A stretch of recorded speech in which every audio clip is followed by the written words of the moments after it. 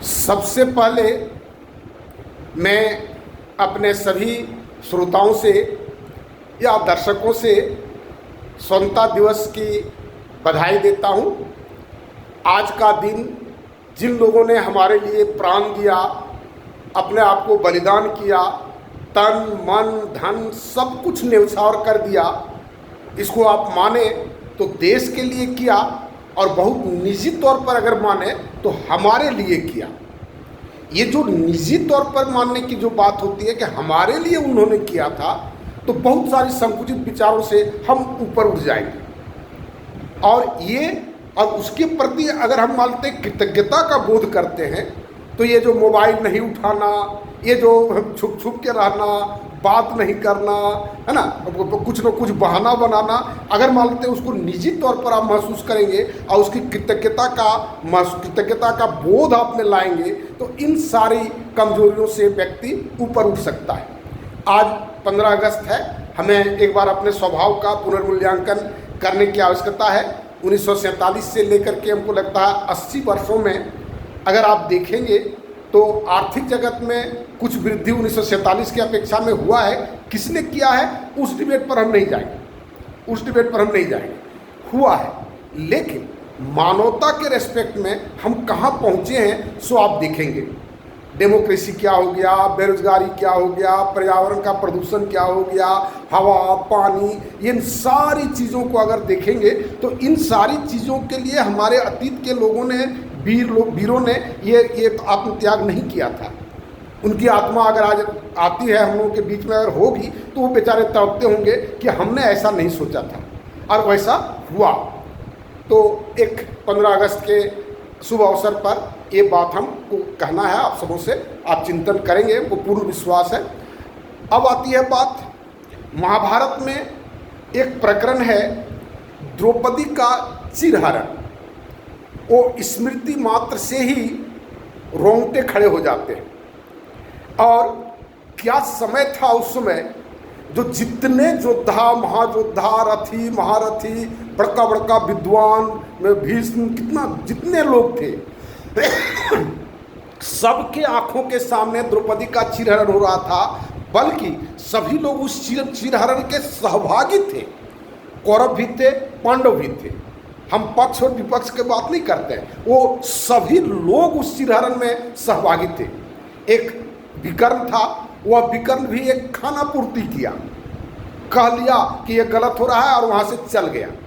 बहुत लोग हमसे मिलते हैं, हम जब मिलते हैं तो कहता है कि हाँ सब सुना, बहुत अच्छा, ऐसे वैसे, और इसके बाद कहते हैं कि आइए हमारे साथ मिलकर के काम कीजिए, तो फिर वो बहाना बनाने लगते हैं, अच्छा अगले सप्ताह आइएगा, फिर अगले सप्ताह आइएगा।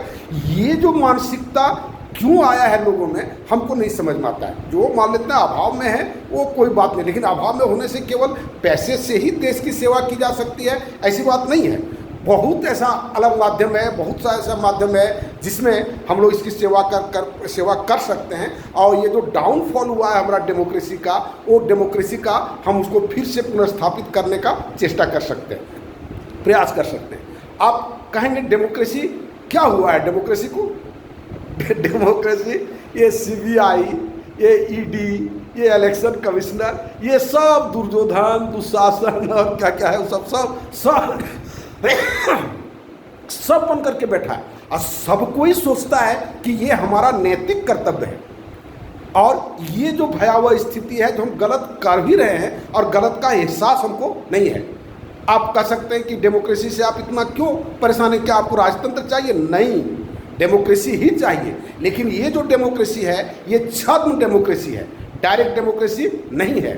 और कभी किसी ने इस पर ये बात कहने का हिम्मत कितना लोग करते हैं। और ये डेमोक्रेसी को स्थापित करने के लिए एक बार फिर से संघर्ष करना पड़ेगा, एक बार फिर से आज़ादी की लड़ाई लड़नी पड़ेगी। और केवल अब की जो आज़ादी की लड़ाई होगी वह केवल डेमोक्रेसी के लिए नहीं, जब तक हम आर्थिक लड़ाई नहीं लड़ते हैं, जब तक हम आर्थिक रूप से सबको संपन्न नहीं बनाते हैं, तब तक ये जो छद्म डेमोक्रेसी है वो छद्म ही रहेगा। हम केवल नारा लगाते रहेंगे, झंडा लेकर रोड पर नाचते रहेंगे, हमारा कोई फायदा होने वाला नहीं है। और जीवन कितना कष्टकर होते जा रहा है आप अगर देखेंगे, जिसको देखना क्या, बहुत लोग इसको जी रहे हैं, झेल रहे हैं। किसी ऑफिस में आप चले जाइए, बिना पैसा का काम नहीं होता है। लगता है वो जिसको नौकरी मिल गई है उसको ये पैसा वसूलने का लगता है, वो क्या क्या कह सकते हैं उसको, वो शोषण करने का उसको अधिकार मिल गया। न्यायालय चले जाइए, बिना पैसा का नहीं होता है। कहीं पर भी आप चले जाइए, किसी भी अफसर से बात नहीं करता बिना पैसा का, जब तक उसके मीडिया के थ्रू उसका जो स्रोत है, मैंने सूत्र है, उस सूत्र से जाकर के आप बात कीजिए, तब साहब बात करेंगे, नहीं तो साहब भरी खुला मुंह बात भी नहीं करते। ये जो मूल्यों का पतन हुआ है और ये डेमोक्रेसी का, इलेक्शन कमीशन का हाल, तो इन सारी चीज़ों को देखेंगे अगर, तो किस जगह पर डेमोक्रेसी बचा हुआ है?